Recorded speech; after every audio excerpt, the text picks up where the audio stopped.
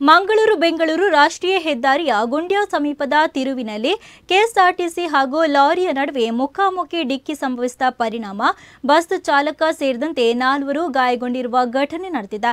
ಅಪಘಾತದ ತೀವ್ರತೆಗೆ 2 ವಾಹನಗಳು ಜಖಂಗೊಂಡಿದ್ದು, ರಾಷ್ಟ್ರೀಯ ಹೆದ್ದಾರಿಯಲ್ಲಿ ಗಂಟೆಗಳ ಕಾಲ ಸಂಚಾರ ಸಂಪೂರ್ಣವಾಗಿ ಅಸ್ತವ್ಯಸ್ತಗೊಂಡಿತ್ತು. ಬೆಂಗಳೂರಿನಿಂದ ಧರ್ಮಸ್ಥಳಕ್ಕೆ ಪ್ರಯಾಣಿಕರನ್ನ ಹೊತ್ತು ಸಾಗ್ತಾ ಇದ್ದ ಕೆಎಸ್ಆರ್ಟಿಸಿ ಬಸ್ ಗುಂಡ್ಯಾಪೇಟೆಯಲ್ಲಿ ಸುಮಾರು 100 ಮೀಟರ್ ದೂರದಲ್ಲಿರುವ ಅಪಾಯಕಾರಿ ತಿರುವಿನಲ್ಲಿ ಎದುರಿನಿಂದ ವೇಗವಾಗಿ ಬರುತ್ತಾ ಲಾರಿಗೆ ಮುಖಾಮುಖಿ ಡಿಕ್ಕಿ ಹೊಡೆದಿದೆ. ಡಿಕ್ಕಿಯ ರಭಸಕ್ಕೆ ಬಸ್ಸಿನ ಮುಂಭಾಗ ಸಂಪೂರ್ಣ ನಜ್ಜುಗುಜ್ಜಾಗಿದ್ದು, ಲಾರಿಯ ಮುಂಭಾಗಕ್ಕೂ ಹಾನಿಯಾಗಿದೆ. ಸ್ಥಳೀಯರು ವಾಹನಗಳನ್ನು ತೆರವುಗೊಳಿಸಿ ಸಂಚಾರ ಸುಗಮಗೊಳಿಸಲು ಹರಸಾಹಸವನ್ನ ಪಟ್ಟಿದ್ದಾರೆ. ಅಪಘಾತದಲ್ಲಿ ಕೆಎಸ್ಆರ್ಟಿಸಿ ಬಸ್ಸಿನ ಚಾಲಕ ಹಾಗೂ 3 ಪ್ರಯಾಣಿಕರಿಗೆ ಗಾಯಗಳಾಗಿದ್ದು, ಅವರನ್ನ ತಕ್ಷಣವೇ ನೆಲ್ಯಾಡಿಯ ಖಾಸಗಿ ಆಸ್ಪತ್ರೆಗೆ ದಾಖಲಿಸಿ ಚಿಕಿತ್ಸೆಯನ್ನು ನೀಡಲಾಗ್ತಾ ಇದೆ. ಬಸ್ ಚಾಲಕ ಧರ್ಮಸ್ಥಳ ಬೆಳಾಲು ನಿವಾಸಿ ಶ್ರೀನಿವಾಸ, ನೆಲಮಂಗಲ ನಿವಾಸಿ ಸಿದ್ದಲಿಂಗಪ್ಪ, ಪ್ರಣಯ್ ಮತ್ತು ಕನಕಪುರ ನಿವಾಸಿ ಮಂಜುನಾಥ್ ಗಾಯಗೊಂಡವರಾಗಿದ್ದಾರೆ.